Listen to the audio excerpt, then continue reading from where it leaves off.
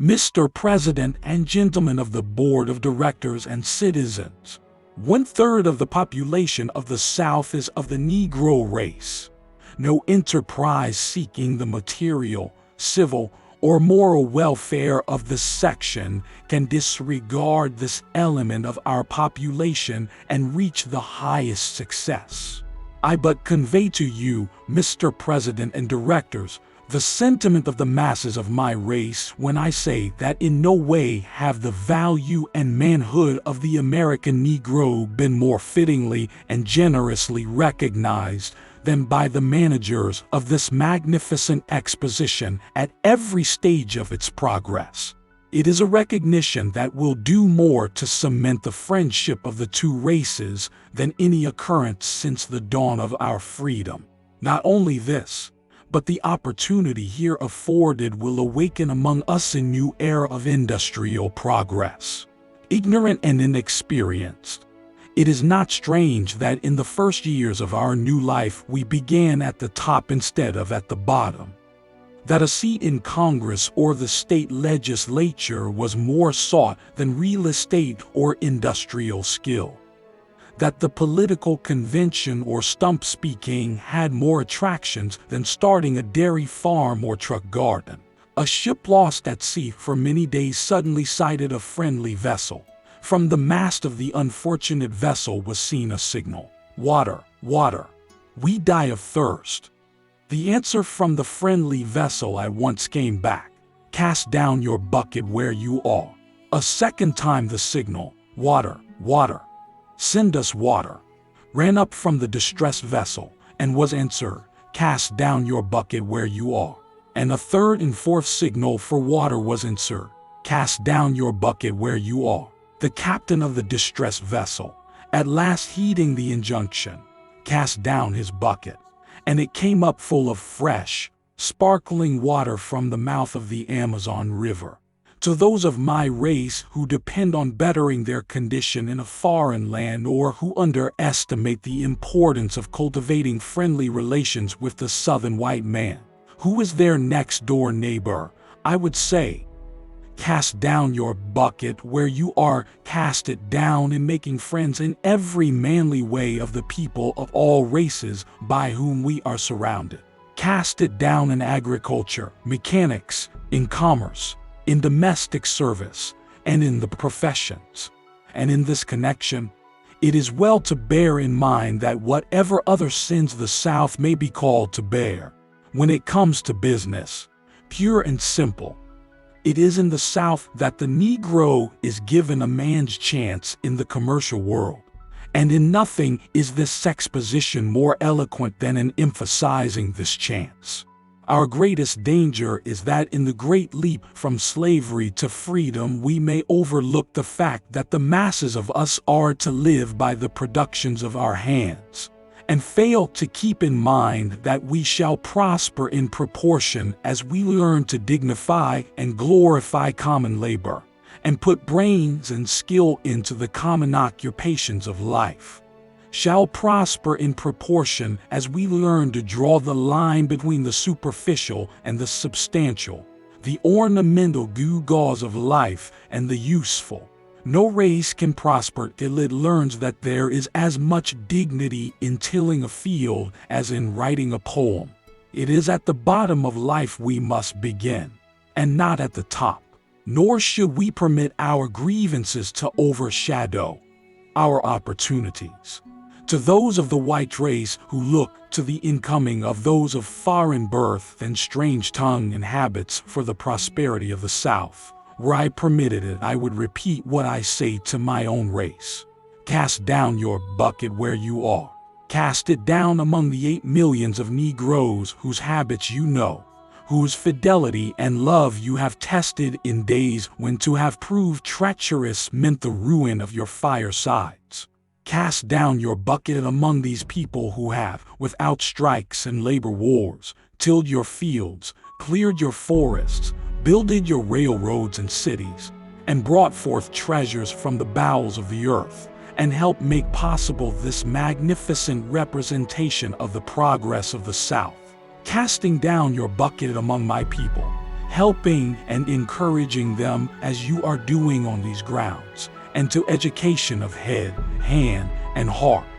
You will find that they will buy your surplus land, make blossom the waste places in your fields, and run your factories. While doing this, you can be sure in the future, as in the past, that you and your families will be surrounded by the most patient, faithful, law-abiding, and resentful people that the world has seen, as we have proved our loyalty to you in the past, in nursing your children, watching by the sickbed of your mothers and fathers, and often following them with tear-dimmed eyes to their graves. So in the future, in our humble way, we shall stand by you with a devotion that no foreigner can approach, ready to lay down our lives, if need be, in defense of yours, interlacing our industrial, commercial, civil, and religious life with yours in a way that shall make the interests of both races one. In all things that are purely social, we can be as separate as the fingers, yet one as the hand in all things essential to mutual progress. There is no defense or security for any of us except in the highest intelligence and development of all. Anywhere there are efforts tending to curtail the fullest growth of the Negro, let these efforts be turned into stimulating, encouraging, and making him the most useful and intelligent citizen. Effort or means so invested will pay 1,000% interest. These efforts will be twice blessed, blessing him that gives and him that takes. There is no escape through law of man or God from the inevitable. The laws of changeless justice bind oppressor with oppressed, and close as sin and suffering joined, we march to fate abreast. Nearly 16 millions of hands will aid you in pulling the load upward, or they will pull against you the load downward. We shall constitute 1/3 and more of the ignorance and crime of the South, or 1/3 of its intelligence and progress.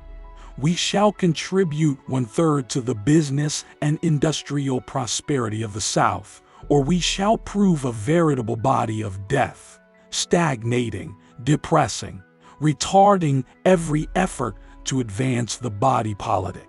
Gentlemen of the exposition, as we present to you our humble effort at an exhibition of our progress, you must not expect overmuch.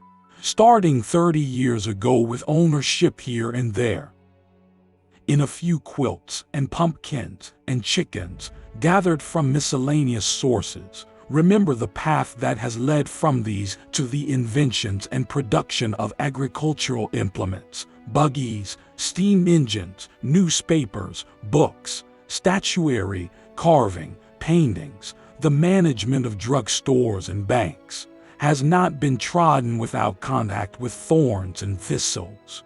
While we take pride in what we exhibit as a result of our independent efforts, we do not for a moment forget that our part in this exhibition would fall far short of your expectations but for the constant help that has come to our educational life, not only from the southern states, but especially from northern philanthropists who have made their gifts a constant stream of blessing and encouragement.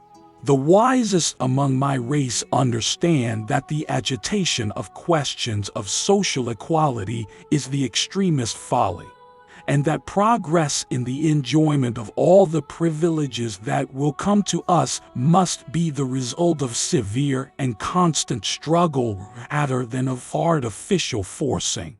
No race that has anything to contribute to the markets of the world is long in any degree ostracized.